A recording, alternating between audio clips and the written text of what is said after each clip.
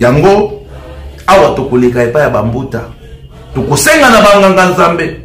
responsabilité ezali ya bino ya kopesa biso cahier de charge ya malamu oyo ekosala ete mokonzi ya bule tata Simoki Mbangu ayoka sango ete banganga nzambe oyo natie bayoki mbela na ngai e ba comprendre pe idéologie to ba comprendre pe posa na ngai e babandi kosala ndenge nga nazali kosenga bango ti nazali koloba boye je crois que ezali responsabilité ya banganga nzambe kati na biso tofinganaki kati na biso ezali na banganga nzambe mususu na bandimi bazali koyokana te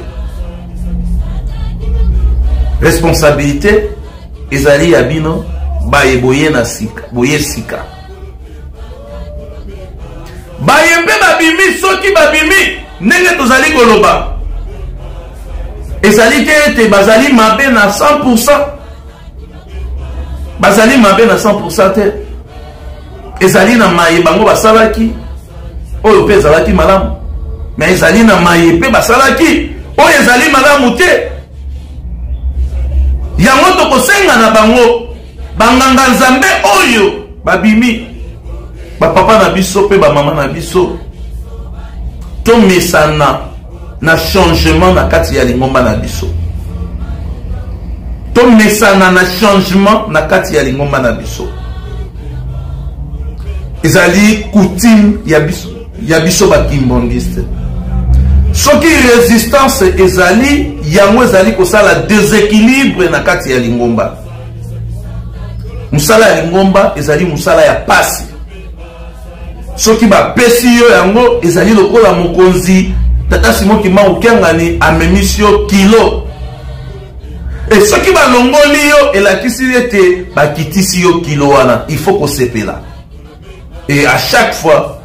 soki ba résistance ezali na ba décision ya mokonzi ya bule soki ba résistance ezali na ba recommandation ya mokonzi ya bule yango ezali kosalaka pasi entre bino banganga nzambe na biso bandimi yango ezali kosalaka pasi na matoyi ya mokonzi ya bule koyokaka ntango nyonso ete kuna bandimi batelemi kuna bandimi basali bwe kuna bandimi bafingi nganga nzambe bwe kuna bandimi balobi bwe kuna bandimi makambo wana yango etie déséquilibre ya makasi tomesana na lingomba na biso ba exemple ezali ebele oyo tokoki kobanda kopesa mais exemple kaka oyo tokoki koloba conseil kaka oyo tokoki koloba tomesana na lingomba na biso ete changement esalemaka lere nyonso okoki kosala mabe ou bien osala malamu mais soki mokonzi abula décidé alobi ete yo olongwe tozala bandimi c'est-à-dire tozali banganga nzambe mais tozala bandimi ya kotosa mokonzi abule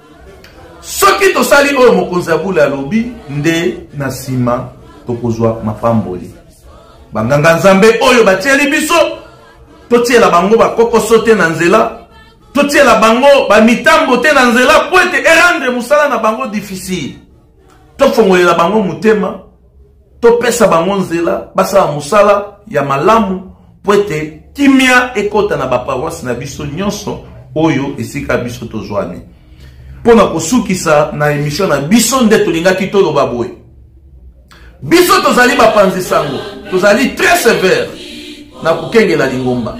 ezala awa na Afrique du Sud na Kinshasa na Nkamba partout miso na biso ezali kokengela lingomba banganga nzambe oyo toye na sika toyete po ete tosala baye babimi bacompte à rendre bango basalaki biso boye biso tokosala bango boye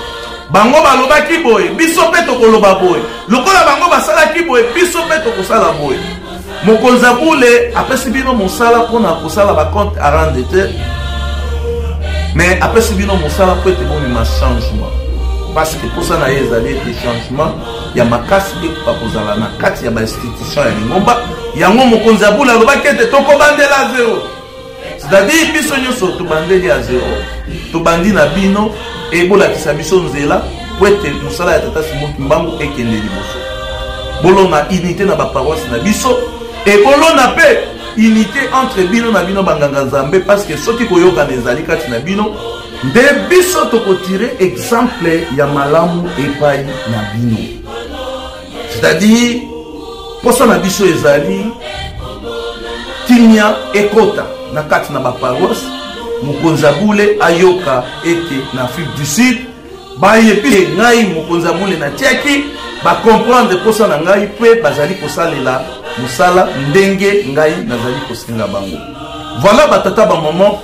oyo tozalaki na yango posa pona koloba epai na biso bandimi ya Afrique du Sud, epai ya banganga nzambe oyo balongwe na baposte na bango, pe epai ya banganga nzambe oyo bakoti po na kotambwisa mosala ya Tata Simon Kimbangu kati na Afrique